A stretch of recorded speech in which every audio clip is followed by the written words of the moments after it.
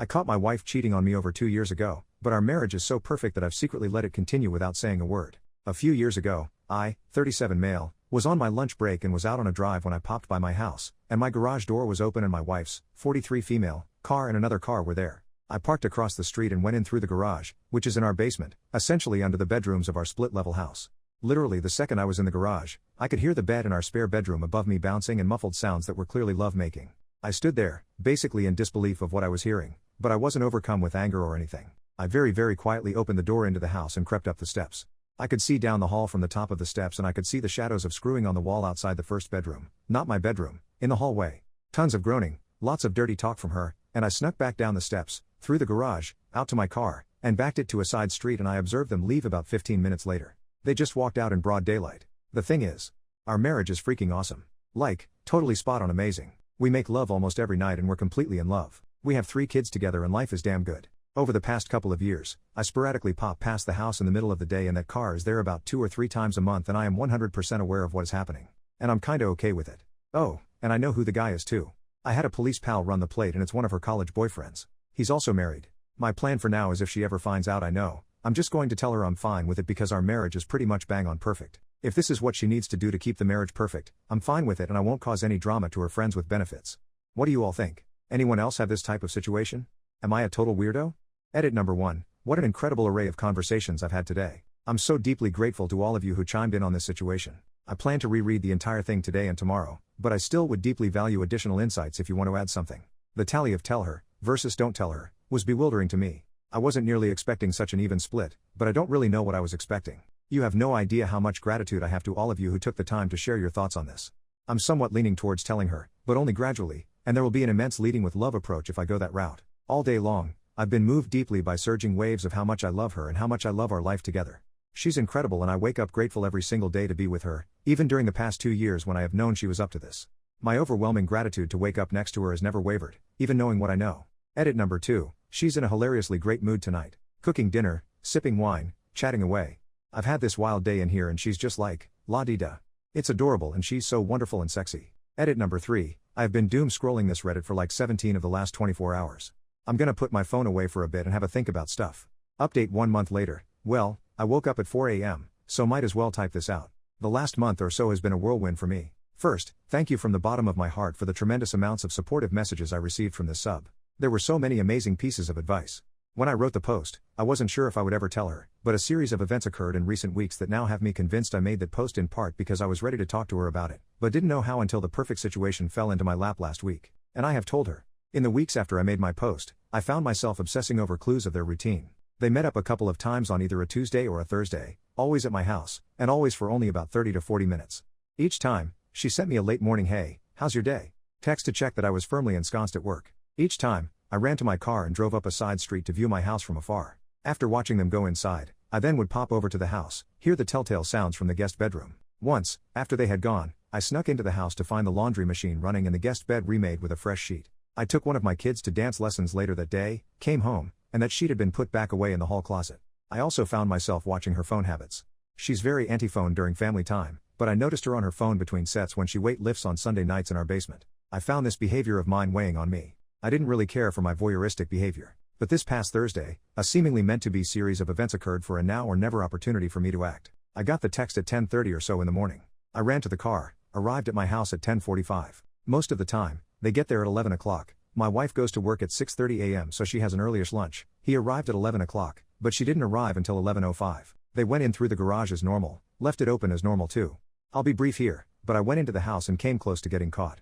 But they were later than normal and apparently in a huge hurry, and, upon re-entering the house after they'd gone, discovered she had not replaced the sheets on the spared bedroom bed and had not started the laundry. In the laundry were the sheet, a pair of underwear, and a pair of scrubs lab pants and shirt. Almost as if I had no control over the situation, I started the laundry machine, sat down, had coffee, and moved the laundry over to the dryer half an hour later, and then went back to work. I took one of my kids to their dance class that day, got home at like 6:30, and walked into an absolutely frantic wife. She grabbed hold of my arms, looked at me, was shaking, and said, "Did something happen today?" I looked her in the eye, said, "Yes, I love you, everything is fine, we will talk about it all a lot, I love you, it's okay, I promise it's okay." I kissed her and we fooled around in the bathroom for a few minutes, then I made dinner, and we helped the kids with homework, bedtime, etc. as normal. When the kids got to bed, We got down to business and talked for about 5 hours Thursday night. It basically started off by her asking me how much do you know? I told her a lot, but not even remotely everything, and also that I wasn't mad at all. She said she had spent every waking moment from getting home and discovering the laundry to the time I walked in feeling almost certain I would walk in and announce I was divorcing her. I assured her that was not going to happen. Of course she was rattled. She admitted everything straight away, was very upset obviously, but I got her calmed down and we had some fantastic conversation. We agreed we'd likely need a weekend of privacy and my mother-in-law agreed to take the kids all weekend, which is perfect because the kids just go there and eat Papa John's and Snickers ice cream bars for 2 days, so they love it of course. So the gist of what I found out is this. 1. It's been going on since 2005, predating me knowing her by 5 years. 2. They dated in 1996 and didn't have a great relationship but the lovemaking was great. 3. They reconnected after he'd been married 3 to 4 years and began cheating. She was a single affair partner but he was married. 4. She told me she would have been content to do that for years, and did. She dated casually with other people, hooked up with him, became a doctor, did her residency, traveled, had a good life. When she met me 10 years ago, I complicated her equation because of how intensely she fell in love with me. She gave me her full self, but continued with him because of what described as a magic hex she couldn't break regarding their intimate chemistry. 5. My kids are 100% mine, I never had any doubt really, and they never had one all the way intimately while we were trying to conceive. 6. He and his wife have a great marriage, make love, and my wife is not saving him from a dead bedroom. 7. His wife does not know. 8. Their relationship essentially consists of hey, how's it going? How's life? How are the kids? Screw me now, okay see you next time. It's not an overly emotional thing. She explained several times that if they were going to have a real relationship, they would have done it long before she and I even met. Obviously there is a lot more that I know than that list, but you get the idea. We also made love like 10 times this weekend when the kids were gone. I clearly told her I am okay with it if she and he continue. I love her, she has had this thing going for much longer than I've been married to her, it makes her happy, and I love it when she's happy. She was, of course, gobsmacked. I also told her she is free to not tell him I know or to tell him I know and that telling him or not was 100% in her court. She mulled it over, considered it for a day, and decided to tell him. I told her if she wanted to tell him, she could invite him over this past Sunday morning, I would go for a long run, they could talk, then I would go pick up the kids and when returning with the kids, he would be gone. And that's what happened. I got home with the kids in the late morning, she saw them, cried. The kids went to put away to play. My wife is a weightlifter and is insanely strong. We frequently do Muay Thai holds in bed, ha. She could kick the crap out of me in 2 seconds flat. But she grabbed my head on both sides of my face hard. And the tears just flowed from both of us instantly, just gushing. She looked me straight in the eye and said you have to listen to me. I will never leave you. Ever. I love you. And you know it. Well, I sobbed like a baby. So she recapped their conversation to me. She started the conversation by telling him to stay calm, everything was fine, but that she felt it pertinent to tell him that I knew everything and had known for a long time. He said okay. She told him that the option was on the table to continue but that at the end of the conversation if he decided he could not trust me that she was ending it with him. He said okay. So she relayed to him what I knew. It was a couple-hour-long conversation.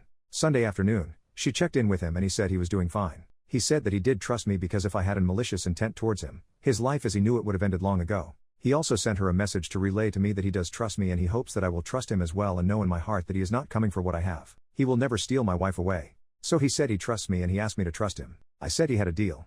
She has been very communicative with me, as she always is, but to a new level. She has expressed relief to me the past couple of days that she feels lighter. She has showed me numerous times in recent days how much she loves me. She is having moments of struggle because this is all still so fresh for her, whereas I've been living with it for years. She's amazed at how I'm fine. I told her I'm fine because we're together and I know she's in this with me. She said yes she is. And that brings us up to date. Thank you everyone again for your advice, our relationship is better than ever and I'm so happy. Relevant comment. Commenter, I'm wondering if the thrill of being with her current affair partner will wear off quickly. I think the sneakiness is part of the thrill for a lot of people. OP, I considered this. It's certainly possible. They've been together for almost 16 years though. I think the thrill would have worn off a long time ago. This is also why I gave her the option to not tell him. Part of the reason I wasn't sure I wanted to tell her is because I love her how she is, flaws and all. If they end, I know she won't leave me, but I do worry about repercussions she goes through, like malaise or depression from the fallout. Time will tell. She's going through some ups and downs right now. My girlfriend has spent our entire relationship telling me that men and women can't be friends, but now she's getting cozy with a guy at work who openly admits he has a crush on her, and she can't see the issue with it. I, 28 male, have been with my girlfriend, 37 female, for 3 years.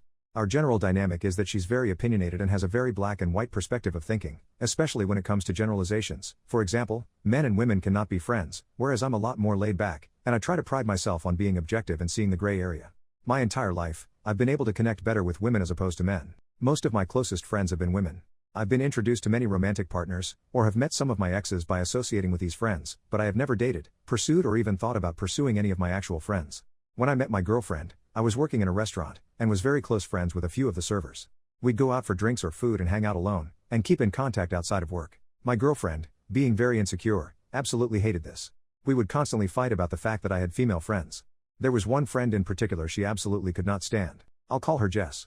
I cannot even begin to tell you how many god-awful horrible fights there were over Jess. I was constantly accused, by my girlfriend, of being in love with Jess. Only being with my girlfriend to bide my time until Jess was single. At one point, I was even accused of being the father to Jess's aborted son.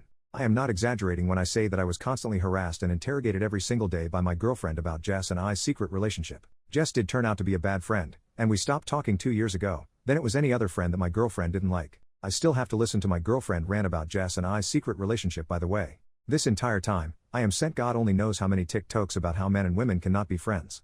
I am constantly told about men and women she knows in real life cheating and being cheated on with their friends. I am constantly told that if she ever has a guy friend, I should be worried because she's only friends with guys she feels some kind of way about. After a solid year of being constantly harassed by my girlfriend about every non-lesbian in my life, we came to a compromise. I will not add any women on Snapchat. I will never hang out alone with another girl. After negotiating from if a girl is there, I shouldn't go, even though she initially agreed that it's okay for me to add friends and colleagues on Facebook and Instagram, as long as I actually know them. She still stalks my friends list and interrogates me about any new woman that may be on there. At this point, I started working in a more male-dominated field, and while I still have to listen to her speculate and accuse me of being in love with whichever random woman I work a shift with, it's usually just a sly comment and only occasionally a full-blown argument. Well, about a year ago, my girlfriend confesses to something sus. The day my grandmother dies, she tells me that she was talking to her ex-situationship. This guy was a real piece of crap.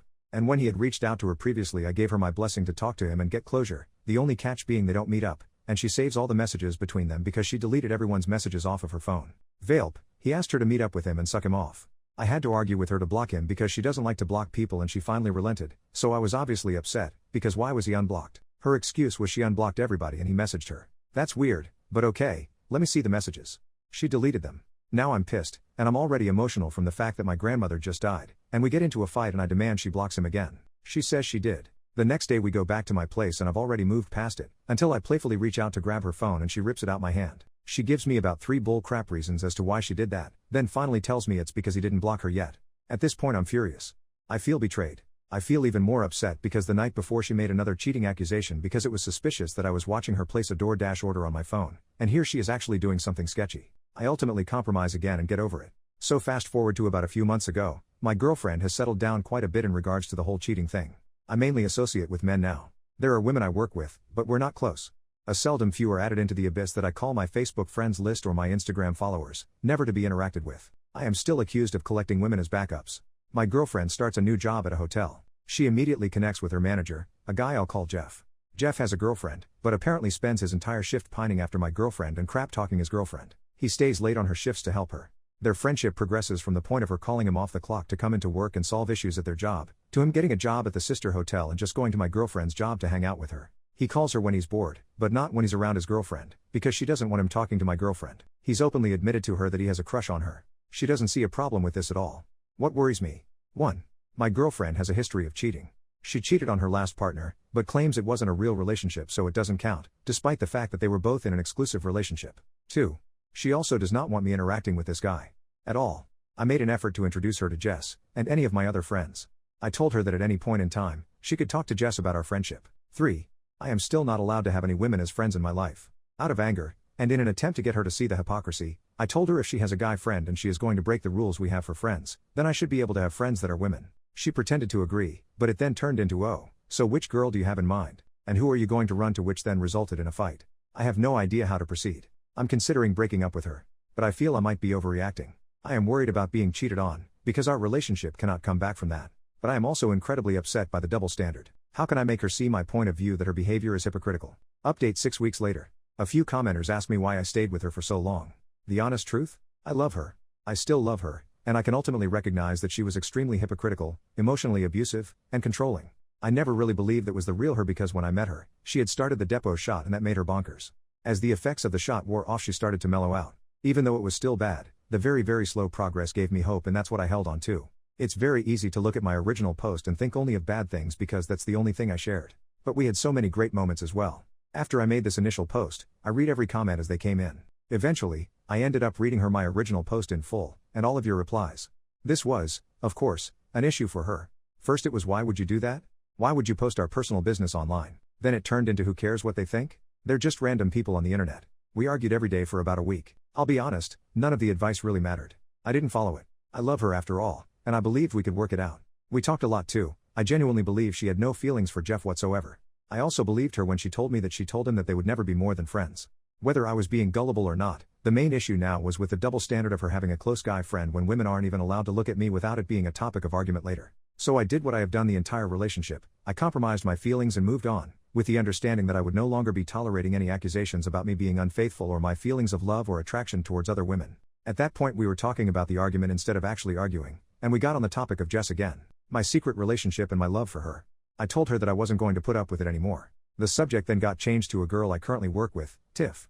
Tiff has been a subject of many fights between my girlfriend and I. I'm obviously in love with her because I tell my girlfriend that I can't stand her. I reassure her again and tell her that is the dumbest thing I've ever heard in my entire life. I am then told that I'm being dismissive of her feelings. I tell her I told you that I'm not going to tolerate this anymore. If you can't drop it then I don't want to talk to you anymore tonight, and I hung up on her. The next day I'm at work, and I texted her asking if she was still in a mood, and she says no. Then she starts texting me huge paragraphs saying it's okay if you do like Tiff. If you can just be honest with me, we can work past it together. At this point, I'm starting to get frustrated, and I get upset. I was literally begging her to drop it. I finally just said, this is the last time I'm going to tell you, I do not have feelings for Tiff. Please, stop. I don't want to talk to you if this is all we're going to talk about. She then has the audacity to say, I think you do. I just don't think you know you do.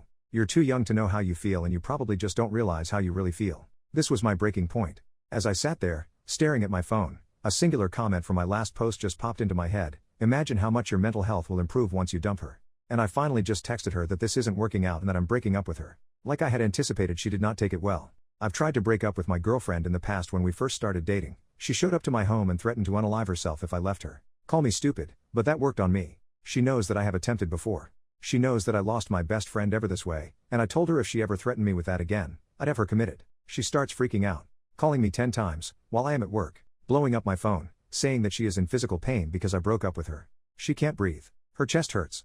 I stick to my guns and just say, if that's really how you're feeling, I can call an ambulance for you.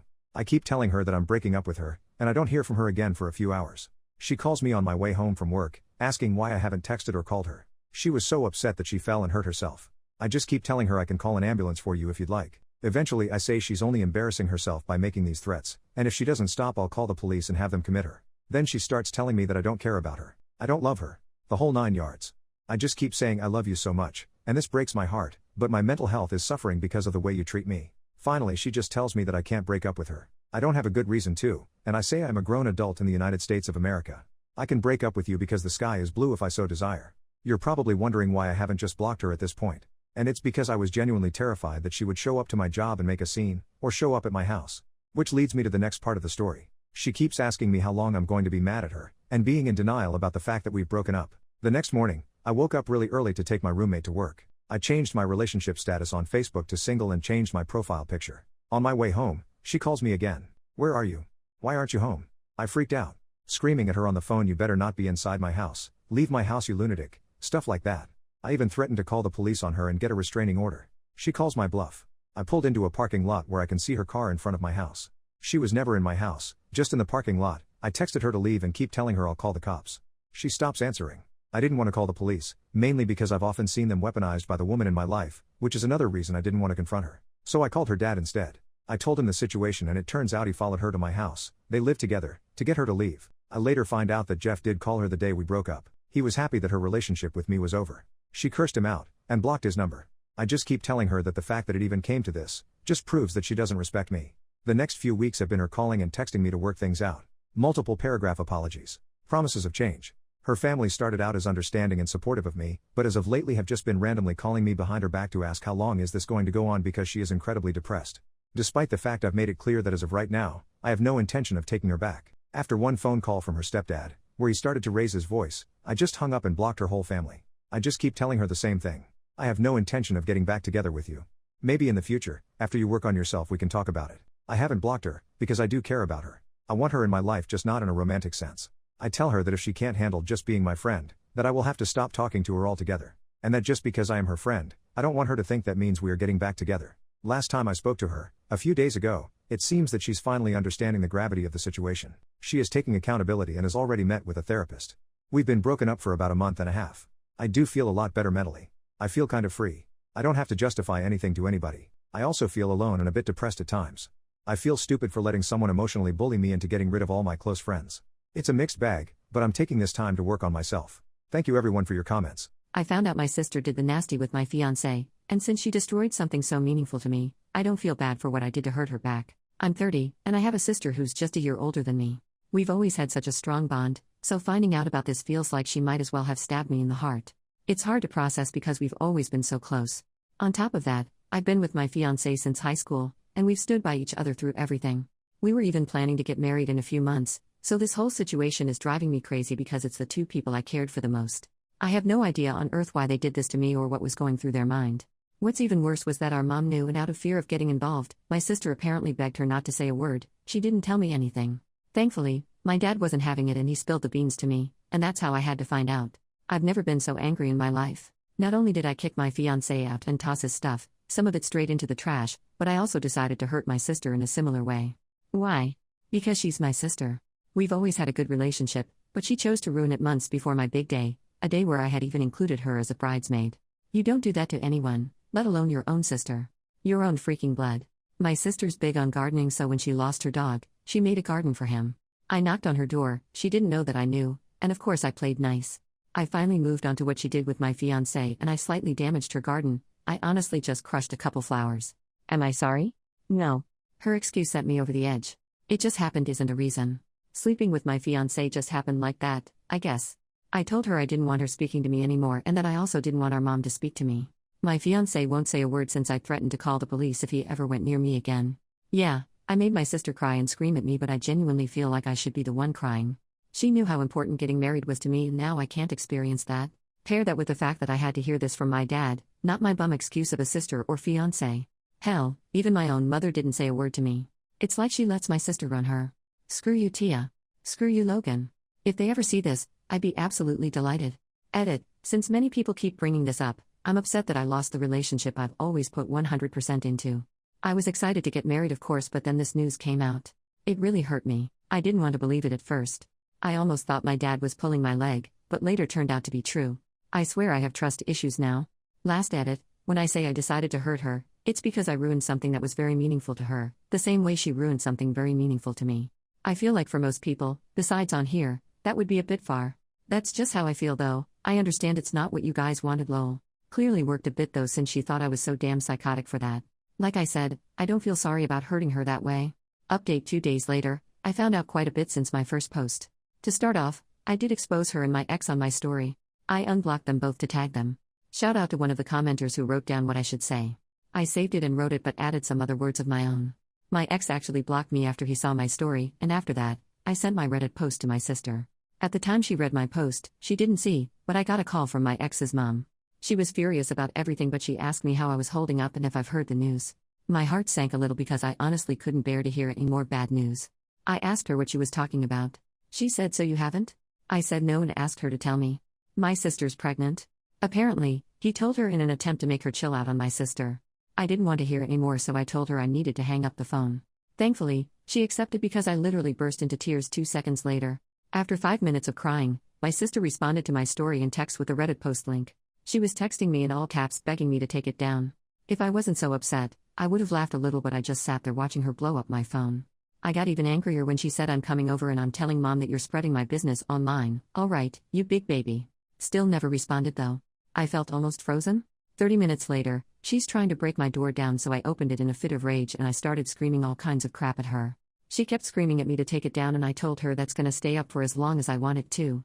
She kept telling me she didn't deserve online hate, and she even tried telling me that she's always been there for me through everything and that she would have forgiven me if it was the other way around. She also said it's not my fault he was tired of you, and that's when I told her that I hope she ends up like her dog and that she deserves every bit of hate she's getting for ruining my relationship. I even apologized for not ruining her entire garden and her stupid face at first. I know I'm wrong for saying this, but the entire time, she was playing the victim. She called me evil and told me to rot in hell. Kept saying I was punishing her over a mistake. I said, "You have no idea what you've put me through, and I know you would have done the same thing if you were the victim." She kept crying and insulting me because all she's ever done was support me through everything, and I had the nerve to hurt her and allow strangers to bash her on the internet. I told her she deserved it and I don't want her talking to me ever again, and if she comes near me, I'm calling the police. She kept saying I was being extremely unfair and that she said she was sorry in her text, but I wasn't having it. I told her to tell Mom I'm not talking to her again either. She asked me if I was really going to cut her off like that, and I just wished her good luck with her unwanted child and told her to go home. That was the last time she walked off my porch. Anyway, I had to clean up my favorite vase because she smashed it, but it doesn't even matter. At least they're out of my life. However, it's weird how sad I feel now. It's for my own good, but damn, I'll never experience the bond we had again. On the bright side, it seems like I've dodged 2 bullets. Thanks again though everyone, maybe I do need therapy. Last edit, just wanted to come back to say that my dad called not too long ago asking me to take every post down because according to my mother, my sister is bawling her eyes out over mean people on the internet. As if I'm taking anything down. My dad's pissed about her pregnancy, but my mom continues to defend her by saying we need to chill out on her a little bit. This is why I'm not talking to her. Thanks again though, everyone. I'm exhausted and I need to worry about other things. When I was cleaning our apartment, I found a hidden note from my boyfriend's ex-girlfriend warning me to leave him, and now every red flag I ignored is flashing brighter than ever. My boyfriend Steve, 30 male, and I, 28 female, have been together for 2 years and have been living together for 8 months now. I was cleaning our apartment when I found a note in the back of a cabinet. For context's sake, I'll copy it below. Dear Steve's future girlfriend. I know it's you reading this because he'd never clean back here. I'm putting this here because I'm leaving him soon and want to warn you about him. 1. He will not clean. 2. He will not listen. 3. He will make everything feel like it's your fault. It's not your fault, he's just an incompetent man.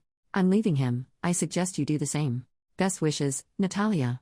I read the note and brought it to show to him and hear his response. He immediately ripped it up and said not to listen to it, that she was crazy and untrustworthy. I told him that the fact that he hasn't found it in the 5 years since they broke up is a red flag to me because it does mean he's never cleaned back there and that he has been cleaning less and less since I moved in. He told me that it wasn't a problem before the note, this is just his ex continuing to manipulate and ruin his life and I was letting it work. We continued to argue along the same lines and I eventually left to spend the night at a friend's place.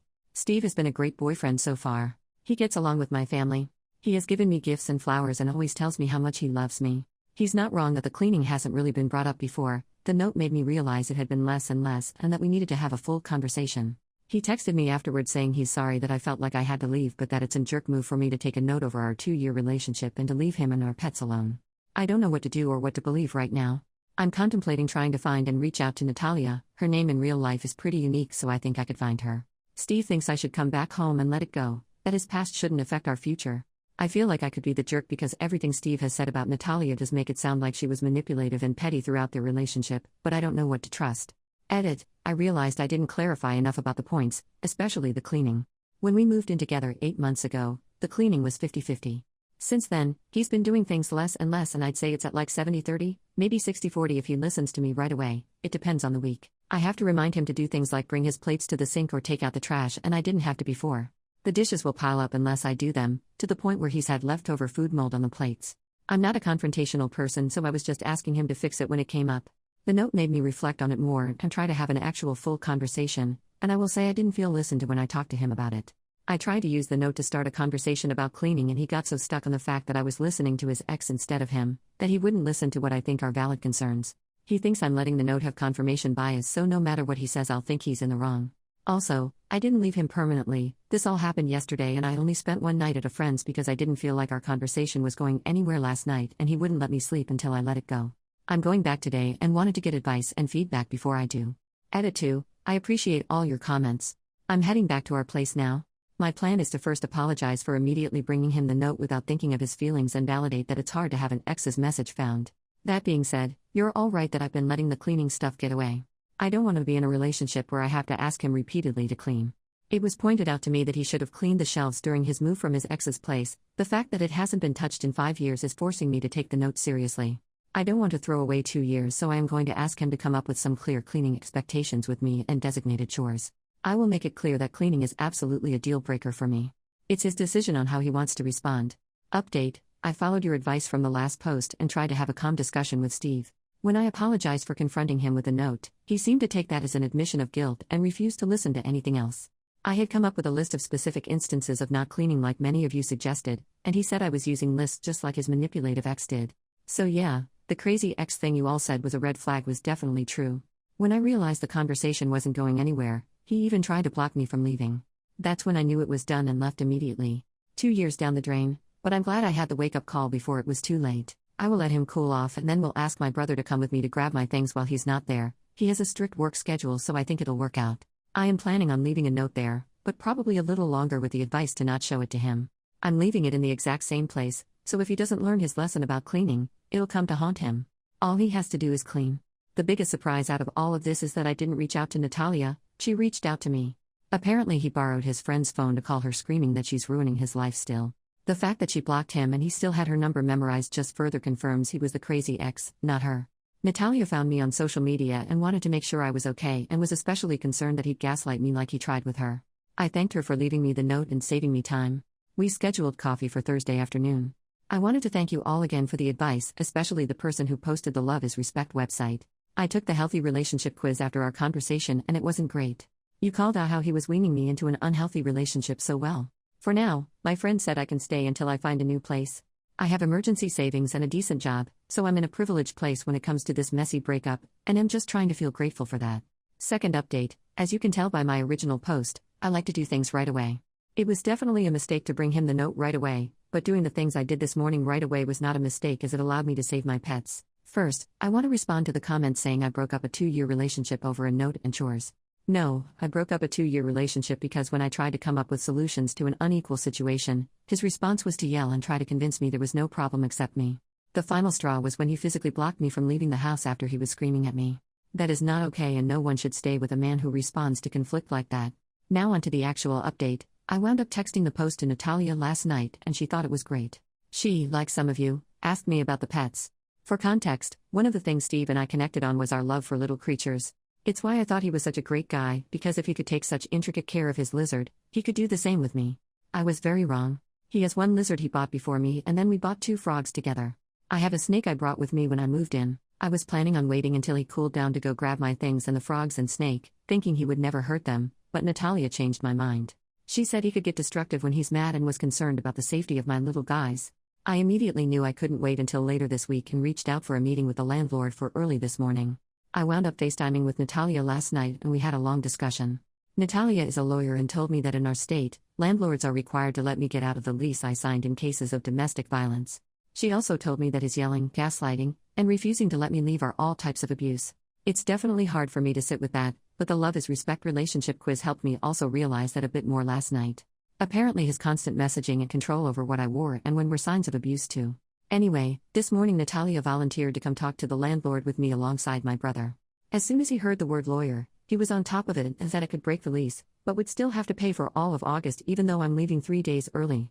I felt like that was fair. He also messaged Steve to say the apartment needed to be empty for emergency maintenance all day today so I could pack my things. Steve messaged back that he was at work all day and wouldn't be home until 6 p.m. When I got into the apartment, it was a mess. He had broken my dishes that I had brought with me on the ground and left the shards laying about. My clothes were ripped up and scattered around our room. It was disgusting and heartbreaking. He left his lizard alone, but opened the tank doors for our frogs and my snake. Luckily the frogs were still chilling in their enclosure, but my snake had gotten loose. This made me the most mad, as she could have gotten cut on the broken plates. I feel so fortunate that she was just hiding in the closet corner and I was able to pack her up safely in her enclosure again. All my things are packed and I'm writing this as my brother drives me back to my friend's house right now. Natalia told me that she actually left 3 notes, one in the cabinet, one on the underside of the vacuum, and one in the crumb catcher of the toaster. While we were there, we checked to see if the notes were still there. The one on the vacuum was, but it looks like Steve did clean out the crumb catcher at least once in the past 5 years. He never told me he had already found a note in our conversations, so it caught me by surprise. Natalia and I left the vacuum note as is and replaced the cabinet one. I wasn't comfortable leaving my name on a new note, so my addition was a handout on healthy versus unhealthy relationships and a QR code to the quiz that woke me up. Natalia said if he didn't find the notes in those 5 years, especially after the move, he probably won't find them again. I'm inclined to agree, especially given he did find one but then didn't even clean the rest of the house to see if there was any more. Steve doesn't make sense to me, and seeing the state of the apartment really woke me up to the fact that I have no idea who he is. The Steve I knew would never put animals in danger, but I don't think I really ever knew Steve. To the people saying it's pathetic that I broke up my relationship because of chores and Reddit, I encourage you to reflect on the subtle ways that abuse starts. I also made an appointment for a therapist. I'm very lucky that my job has good insurance, so I should be able to work through this relationship, and I'm hoping to focus on boundaries and my people-pleasing habits so I never find myself in this situation again. To the people wishing that Natalia and I would get together, we had a good laugh about it. Natalia is engaged to a wonderful man who cleans, listens, and reflects. She said there's a phenomenon that when people break up with their awful ex, their soulmate can quickly follow. I'm hoping that's true. Regardless, I do think I got a good friend out of this, especially since Natalia is a snake mom too. This is my final update. I hope if you learn anything from my experience, it's that abuse doesn't start right away. First there's love bombing, gifts, and pretty words. And then slowly, they test how much you'll put up with. You should never have to put up with anything, especially moldy freaking plates. My husband gave me chlamydia, and after 3 years of blaming each other for cheating, we found out it came from a koala he cuddled at a festival. Or is this the perfect cover-up? My husband, 28 male, and I, 27 female, had been together for 5 years after being friends for most of our teenage years. We have 2 sons, and this takes place when I was 3 months pregnant with my second child.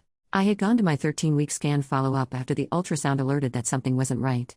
I fully expected the worst, but my doctor just said they could see something on the scans with my fallopian tubes, nothing was wrong with the baby, and she wanted to get blood work and swabs done. When the results came back, my doctor called me to come in urgently. That's when she showed me that my tests had returned positive for chlamydia. I was shocked, and my doctor knew I had been with my husband for years. She was my doctor all the way back when my first son was born, so she knew all of our history. She straight up asked me if our relationship was monogamous, and I of course said yes. She gave me the rundown of treatments and scripts, telling me that my husband would need to come be tested as well to confirm before he too would likely need treatment. All with a look of pity. She was thinking it, I was thinking it. My partner had cheated on me, given me an STD. I'm fuming and heartbroken, but I go home and take a long hot shower scrubbing myself clean because I feel so gross. Then I decide I need to call him because this is really bothering me. He is at work and I'm crying on the phone explaining that I've just been to the doctors and gotten results that I'm positive for chlamydia, and how could he do this, you bastard, all the works. I hang up and he is calling me over and over, but I'm trying to calm down as I have to grab our son from daycare and still be put together as a mother somehow. I ignore his calls and go about my day utterly crushed. When he finally comes home, I'm in the middle of feeding our son dinner.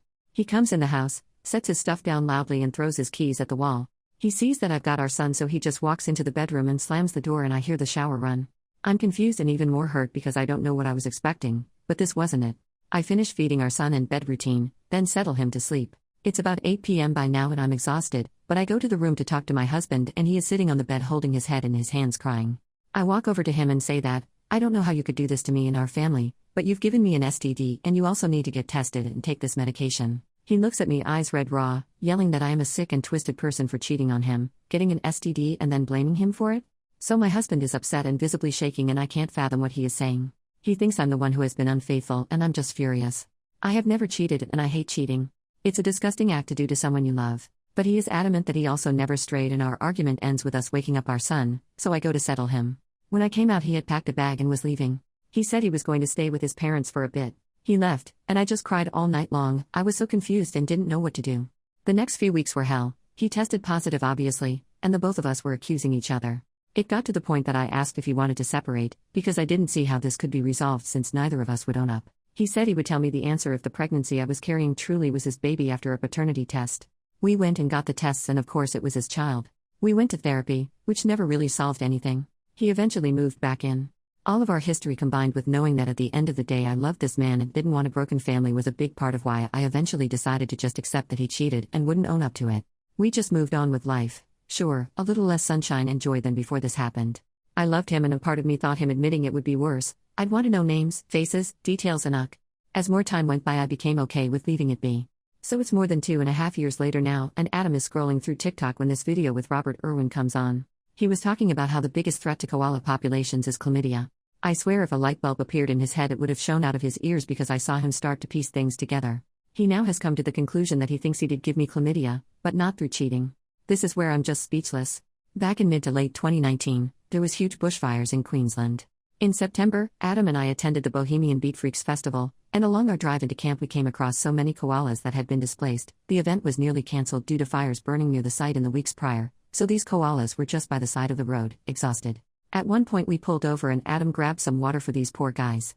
One little fella was so thirsty and exhausted he was just holding on to my partner's arm as he drank. And yes, Adam picked this koala up and gave him a cuddle, and yes, the koala proceeded to pee all over his shirt and arm. We laughed it off, moved him off the road track and continued on. Now being a festival in the middle of a bush, there are only showers that you pay for. We were not planning on using it to shower until the last day. He had taken off the shirt and washed his hands with bottled water. We arrived and set up camp and then went to party and forgot about the koala completely. Over those days we made love, a lot. Yeah, writing this now I realize how gross it all sounds, but that's the culture of Aussie bush doofs, and we were young parents who had a rare break from having our son. So we go down a rabbit hole of research and find out that yes, you can catch it from koalas. Oh my god. Adam is so fast to make an appointment at our GPS office. We show up and explain everything, and even she agreed with him.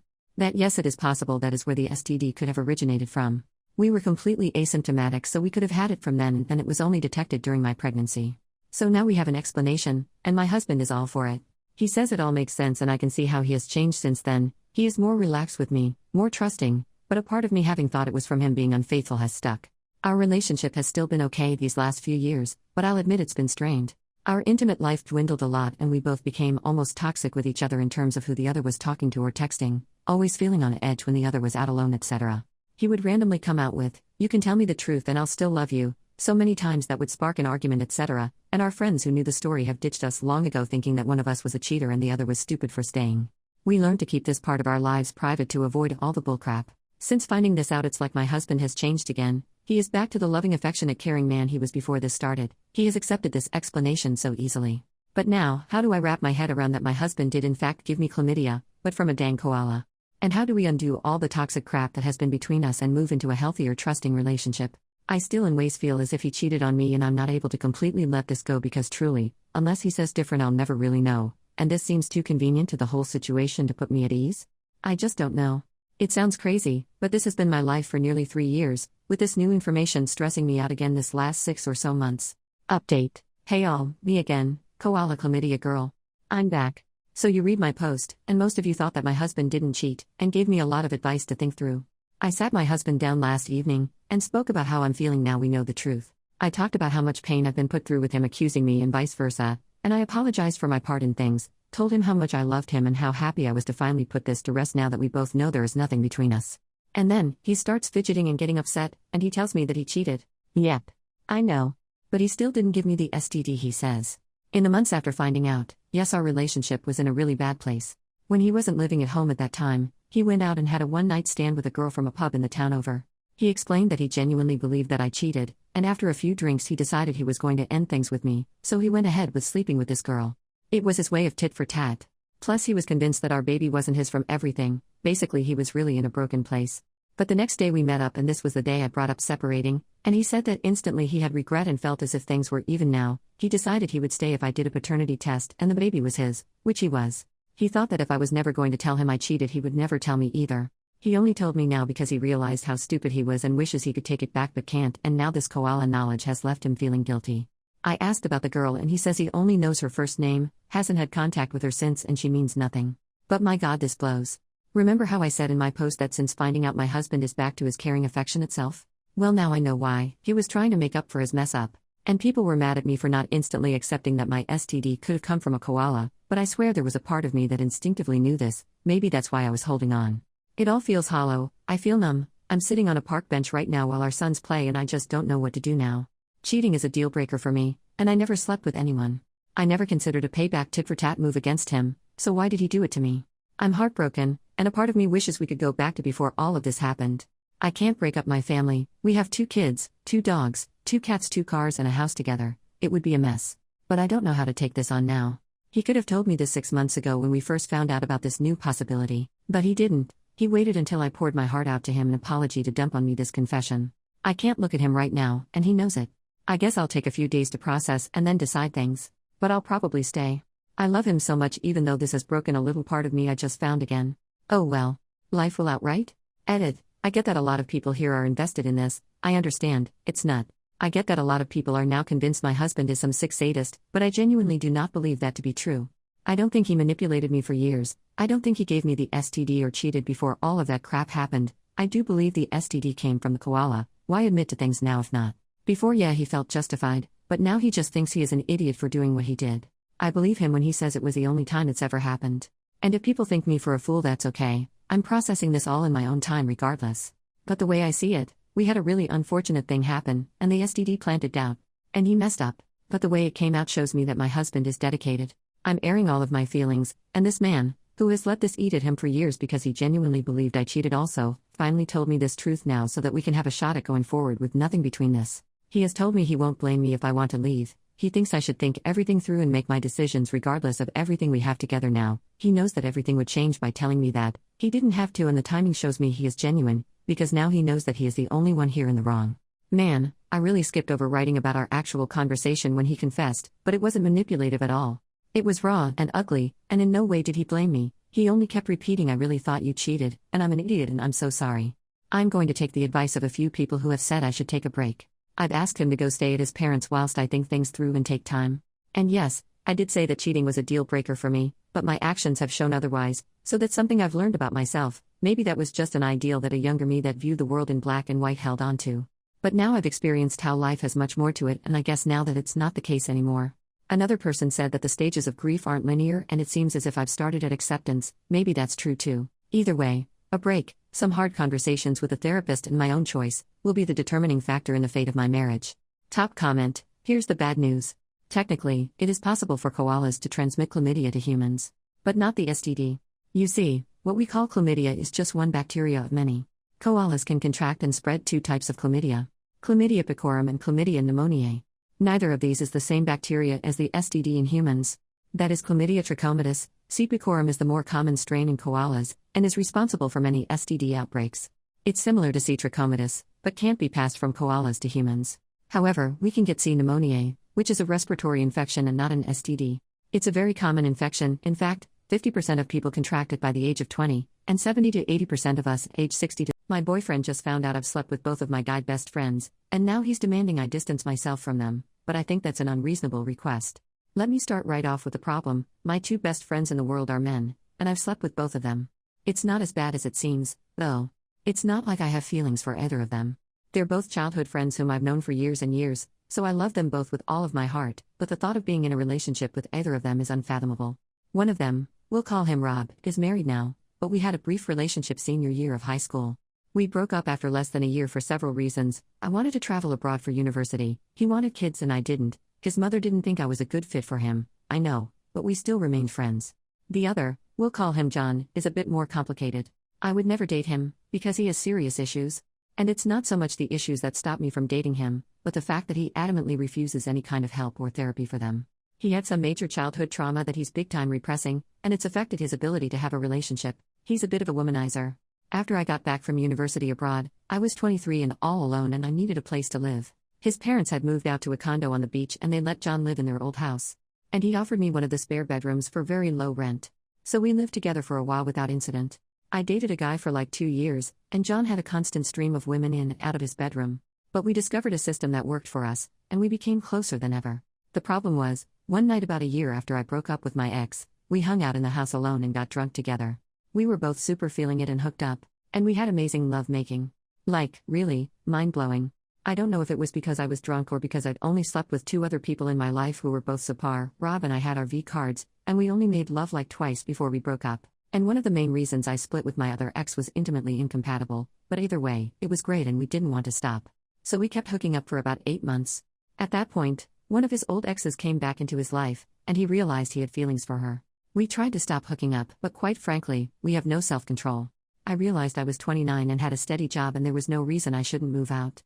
So I left. We had one last night of our fun the day before I moved out and agreed to never talk about it again. Now, my current boyfriend came into my life. Sam had been a longtime co-worker of mine. We started working together when I got my job at 26. He was 29 and getting divorced. He told me all about it as it was happening. He and his wife got married way too fast. She had just broken up with her ex, and 5 months into dating Sam, she discovered she was pregnant with her ex's child. She pressured Sam into marriage because she didn't want to be a single mom, and he agreed. You can imagine why this didn't work out. Anyway, Sam and I became best friends in the workplace. He would tell me stories about his divorce, and I would tell him embarrassing childhood stories about Rob and John. Oh yeah, didn't I mention? We all work together. Rob and John are in different departments, but it's a pretty close-knit company. So he knew I had dated Rob in high school, but he never knew about me hooking up with John. When I told him I was moving out of John's house, he asked me why, and I just said that we were getting older and it was time for me to get my own place, which was absolutely true. That just happened to be the day that he confessed his longtime feelings for me, and we began to date. Now to the problem. About half a year ago, we decided to move in together. His lease was ending and I owned my house, so he moved into my place. He sometimes works really late nights, and on occasion I'll have Rob or John over to keep me company when he does. Last night he was meant to be working until 11 p.m. John was here and we were hanging out in the living room. It was about 10:30 p.m., and we were drinking a bit and talking kind of loudly. John mentioned to me that his girlfriend was always jealous and worried that he and I had feelings for each other. I said that was silly, And that just because two people have great lovemaking, doesn't mean they're in love.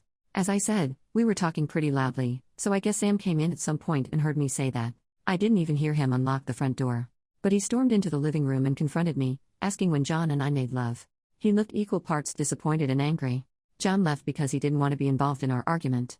I explained everything. I told him John and I used to hook up when we lived together, and that was part of the reason I moved out of his place, because it wasn't healthy for us to have that kind of relationship. It had been 4 years and we rarely ever spoke about it, and it hasn't affected our friendship at all. Sam now tells me he's uncomfortable with the fact that I have slept with both of the people I consider my best friends in the world. He's also uncomfortable with the fact that, just a few days before he and I got together, I made love with John. He says it taints our entire relationship because I lied to him about it. I think he's being a bit puritanical about it. Of course I have an intimate past, and why does it matter if it was only a few days before, since it didn't mean anything? It's not like I had feelings for John. And we always used protection and frequently got tested, and I told Sam that, so it's not like he's concerned about the health risks. He's just jealous. And he wants me to hang out with John less, and he doesn't feel comfortable with us drinking together at all. He also insists I should make new friends and separate myself a bit from Rob and John, because it's weird that both of the people I'm closest with are people who have seen me without clothes on. I think he's being entirely unreasonable. John and I are both in relationships, and we have no feelings for each other whatsoever. The fact that we hooked up with each other for a while is something we want to leave in the past. And to bring Rob into it is just ridiculous. It's been 15 years since we had anything to do with each other romantically, and he's now married with kids. I think Sam just wants to punish me or something because he's weirdly jealous. I honestly don't know what to make of this situation. Update: I know it's over a year later and probably no one remembers this post. But I will never forget it because hearing from all you Redditors changed my life and saved my relationship. So if there's anyone here who read my last post, you deserve to know that you were right. After reading all the comments on the last post, I realized that Sam was not overreacting at all and would have been more than reasonable to break up with me because of this. I showed him my post, and we had a long discussion in which I promised I would never hang out with Rob or John alone again. I told him I loved him so much and he was the most important person in my life and I would do anything to gain his trust back, even if he wanted me to stop seeing my friends altogether. He said that wasn't necessary, and he didn't mind if I saw them alone occasionally, just he would prefer if it were in public, and not late at night or with alcohol involved. He felt sorry for being judgmental of me, but I told him that he was completely right and my relationship with John was inappropriate. I just needed something like this to make me see it. So we moved past it fairly easily and are actually now married. It was a courthouse wedding on our 5th anniversary, very lovely. Now here's the part where everyone was right. After my conversation with Sam, John and I drifted apart a bit. I still hung out with Rob and his wife, but John broke up with his girlfriend and I no longer felt comfortable being with him alone. So he and I would hang out with Rob, but that happened maybe once or twice a month, where before we would see each other a few times a week. Then last Thanksgiving when Sam and I announced we were getting married, John actually left dinner early. He replied shortly to all my messages, didn't return my calls, and barely spoke to me. I didn't see him again until my wedding in December. You can guess where this is going. Thankfully nothing happened at the wedding, although that would have made for a great screenplay, as someone in a comment on the last post mentioned. It was a small ceremony, just our families, a couple of Sam's friends, Rob, his wife, and John. We went out to a restaurant for a reception dinner and John seemed withdrawn the entire time. I guess he was not happy that I was married. So since Sam and I got back from our honeymoon in January, I have seen John maybe twice, once for Easter and again for Rob's birthday. I've tried to say hi at work, but he always makes an excuse and walks away. He didn't even come to Sam's birthday last month. After that I decided that I would stop trying to reach out to him, and he could talk to me when he was ready. Last week he was finally ready. Sam was offered an opportunity to travel abroad for 8 months with his job, with me invited to come along. We decided to accept it, and I suppose John saw Sam's Facebook post about it because the next day John sought me out at work. He asked me if I was really leaving the country for 8 months, and when I said yes, he asked why I couldn't stay. I asked why he cared if I stayed when we hadn't really spoken in months. He said I'm sorry. Never mind. And walked away, but at that point it was clearer than ever what was really going on. So Sam and I are leaving in September. His job will still be waiting for him when he gets back, but I have decided to find a new one. I'm glad that I'll be out of the country for a bit. I feel really stupid to not have realized that John could have feelings for me.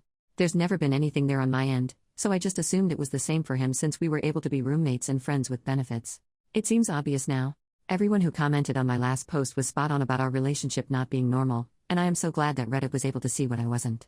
I am so deliriously happy in love with my husband. I don't even want to think about what would have happened had I not posted here. So thank you all again, and I hope this update is in some way satisfying. Not only did I just find out I'm pregnant, but also that my husband's one-night stand gave me an STD, and now I'm seriously considering terminating our baby and leaving this man. So, I'm currently 8 weeks into my pregnancy, and I had gone for a routine pap smear and STD screening. Then a few days later, I ended up testing positive for gonorrhea. I have never ever cheated on my husband and never expected him to cheat on me either. When I confronted him with the test results, he seemed genuinely shocked and insisted there had to be a mix-up with the results. He swore up and down that he had been faithful and there was no way that it could be true. That made me feel a little better. Maybe he was right that there was some kind of mix-up. I insisted that he get tested. He agreed to do it, and as the days passed he admitted that he had met a woman online and made love with her. He claimed it was a mistake and he couldn't answer why he did it. He said the woman meant nothing to him and it was a one-time thing. I'm disgusted and feel betrayed knowing that he put me at such risk. Our pregnancy was planned, so we were actively trying before I got pregnant, and he had no regard for that. The thought of continuing the pregnancy while dealing with this betrayal is overwhelming. I'm considered having an abortion because the idea of bringing a child in the mix is crazy to me. I don't think I can ever forgive him. I feel like crap for thinking of having an abortion. I just can't see myself continuing this marriage and having a baby with him. Relevant comments. Commenter: does the STD risk the health of the baby? I think many of them do. With that in mind, I would end the pregnancy unless you are in your late 30s or 40s and really think this is your one shot at a child and it's your greatest dream, to the extent of doing it single. Definitely terminate the marriage. He is a slime ball. OP, it was caught early and I was treated. Me and the baby are safe. Update: 2 days later, I finally decided to find out the truth about his affair. I figured out my husband's email password and discovered that he's been on dating sites for months. I also found a woman's name and email address from hotel bookings he forwarded to her. I googled her information, found out where she worked, and called her. When she picked up, I got scared and hung up, but she called back, and we had a long conversation. She said that she didn't know he was married and kept apologizing. She told me that if my husband and I have been intimate in the past few weeks, I should get tested because he gave her an STD. I was shocked because I thought she had given it to him. She said he gaslighted her, making it seem like she got it from someone else. I told her he did the same to me. I didn't mention that I'm pregnant. She said she cut him off already and is even considering suing him over it. They met on Tinder and had been seeing each other for 6 months. Although I initially thought she should have known he was married, but I actually believe her, because my husband isn't on social media. He has an Instagram account but doesn't post pictures. She confirmed that they had made love multiple times, contradicting his claim that it was a one-time thing. She said they spent time in hotels until she felt comfortable inviting him to her apartment. We came to the conclusion that she was just one of the women he was involved with because he gave both of us an STD. Hearing all this made me sick, knowing there are other women. I feel stupid for not realizing what was going on and probably wouldn't have found out if it wasn't for the STD results. My husband doesn't know what I've discovered or that I've spoken to her. This is incredibly tough. I was pretty unsure about going through with the termination, but finding this out is pushing me towards that decision. Update: 1.5 weeks later. I'm almost 10 weeks pregnant. I've scheduled an abortion, and I'm feeling so guilty about it. My mind keeps changing. Should I have my baby? I'm terrified that I'll regret it and feel terrible for terminating an innocent life. I'm also anxious about the possibility of never being able to get pregnant again. But then I think, maybe I'm doing the right thing.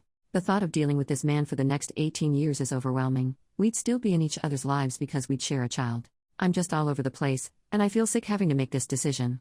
We haven't spoken in weeks. He doesn't know I'm planning an abortion. Not sure if I'm doing the right thing by not letting him know about it. I filed for divorce, and it feels like I'm dealing with 2 major losses at once. I'm so stressed and unsure how I'll survive this. If I have the abortion, I can 1. Move on with my life peacefully. 2. Cut all ties. 3. Avoid custody battles. 4. Never having to see or hear from him again. 5. No longer have to deal with his lies and deceit. If I keep the baby, here are the things I have to deal with. This list is from someone in my comments. 1. Him wanting to be there during your pregnancy. 2. Him wanting to make decisions about your baby, from the name to anything else you can think of. 3. His family and their opinions. 4. Him wanting to be there during the birth. 5. Him and his family trying to gaslight your child into believing you're a bad person and daddy is perfect. 6. Him being your child's role model. 7. Having to ask for his permission to make decisions like traveling or where you live. 8. Your child having a stepmom and maybe step-siblings who might not treat him well. 9. Your child meeting multiple girlfriends. 10. You being forced to let him take care of the child. 11. He will be free to have a parenting style completely different than yours, and if he's immature and petty, he might do things the opposite way you like them, just to piss you off. 12. Dealing with his emotional, mental, and financial issues. 13. Never knowing whether he's telling the truth or lying about all kinds of things. Did he feed the baby? Did he take care of his cold the way you told him to? Why did the child get hurt? Could you trust him to be sincere? Could you trust him to be honest if he makes a mistake that hurts your child, even if coming clean would help the child? Or will he hide it and lie the way he did with his cheating? 14. Don't tell mommy we did this, you saw this, I told you this, you ate this. 15.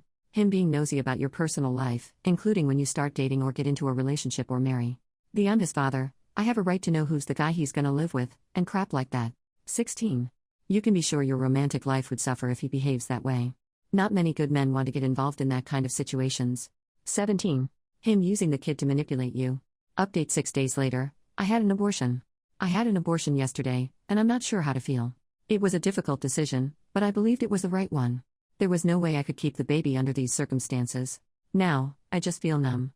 I haven't told him, and we haven't spoken since I left him after discovering he gave me an STD. I know that when he finds out, he'll likely try to paint me as the worst person. I'm not sure if he deserves to know the truth, or should I just say I had a miscarriage? My first marriage felt like a fairy tale until I caught who I thought was my soulmate cheating. I was shattered, but I found love again with someone who just confirmed to me that soulmates are nothing but a myth. Before meeting my current husband, I was married to my ex-husband, Dave. Dave and I met when we were 5 years old. He moved into our neighborhood when he was 5.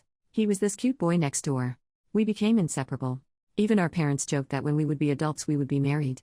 Ever since I knew the concept of marriage, I was determined that I would marry Dave. We were like soulmates. We had the same interests, the same hobbies, the similar thoughts. He was my first everything. My first kiss, my first boyfriend. The guy I lost my V card to. Among our friends we were the perfect couple. After graduating high school, we immediately got married. I got into a good school, but I decided to study with Dave. We got married right after we finished high school. Our parents helped us find an apartment closer to our school. We worked hard. We would even talk about having kids often. On our 6th anniversary we decided that we would try for a baby next year. I still remember the day when we were teenagers and cuddling. We already decided what our babies' names would be. During our 7th year of marriage, my mom got sick, so I had to stay with her for a while. I was planning to do something special for our 7th year anniversary, so I left early to surprise him.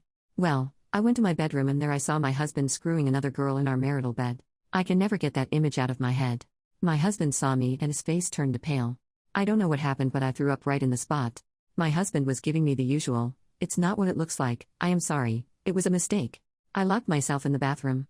I somehow mustered my strength and called my friend to pick me up and just don't listen to Dave. When my friend arrived she charged at Dave. She grabbed some of my things and we left. I was in a catatonic stage at that point. Eventually my parents knew. They supported on whatever decision I would make. Dave's parents, however, wanted us to be together. There was a huge fight, but eventually we settled for divorce.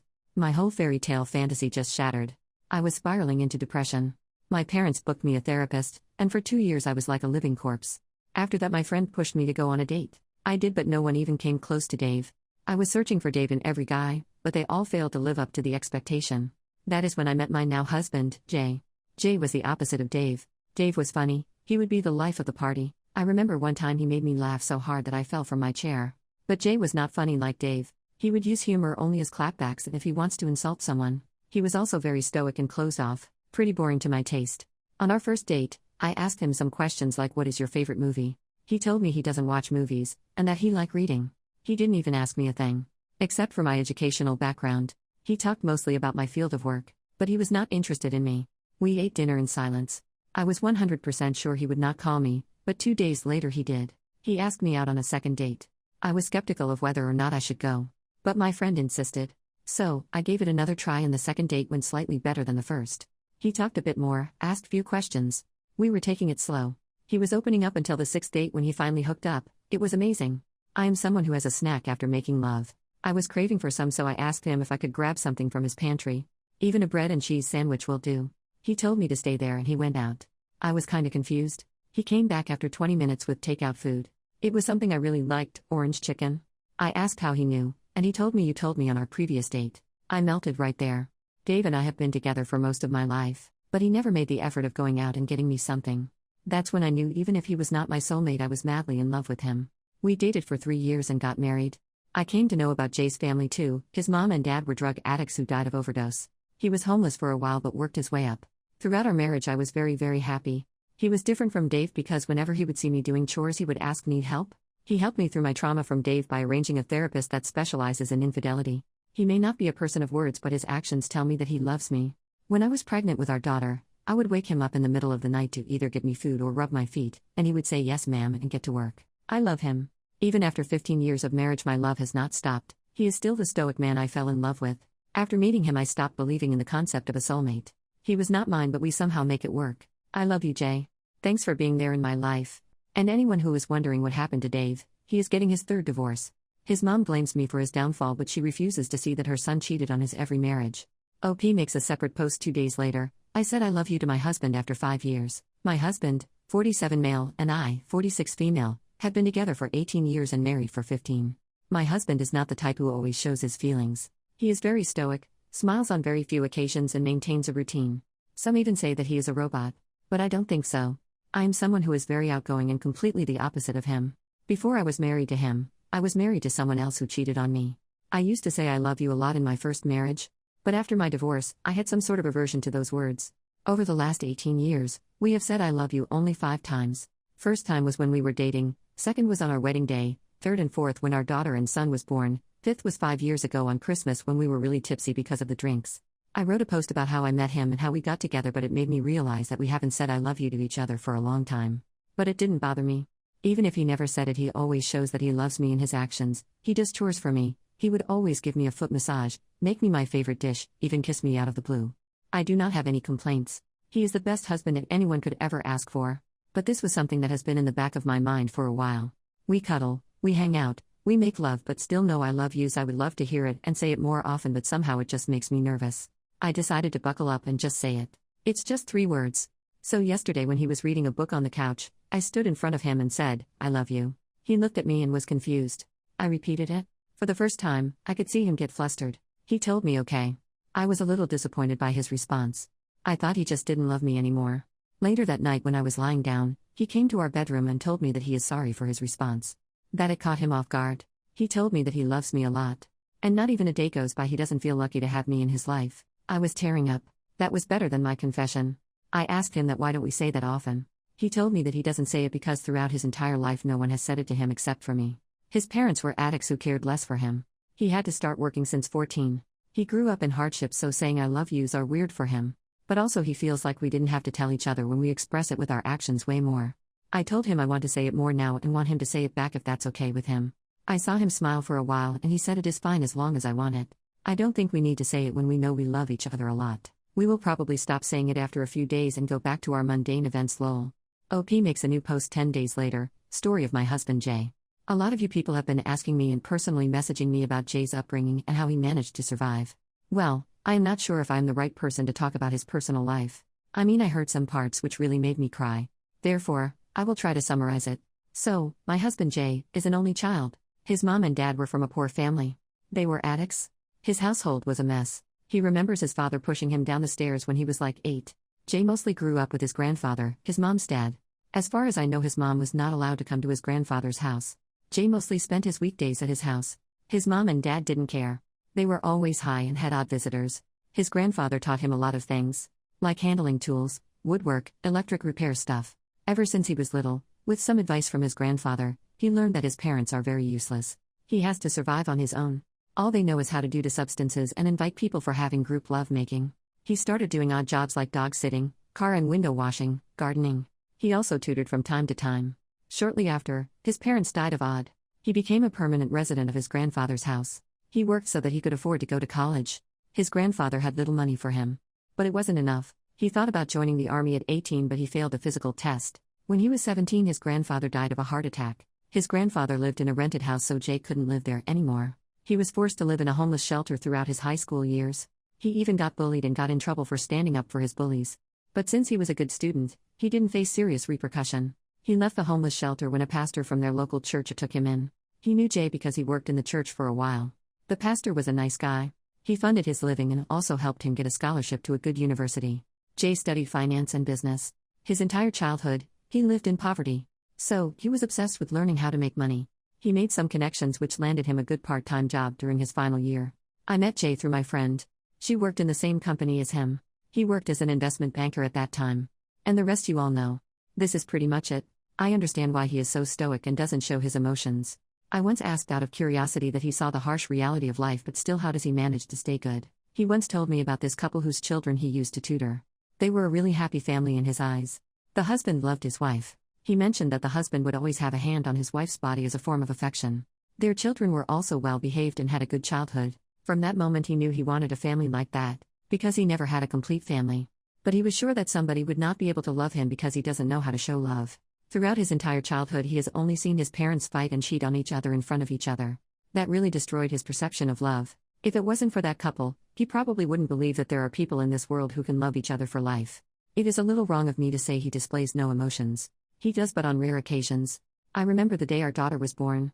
Jay held her and cried loudly. He kept repeating, "I will protect you. I'll never leave you."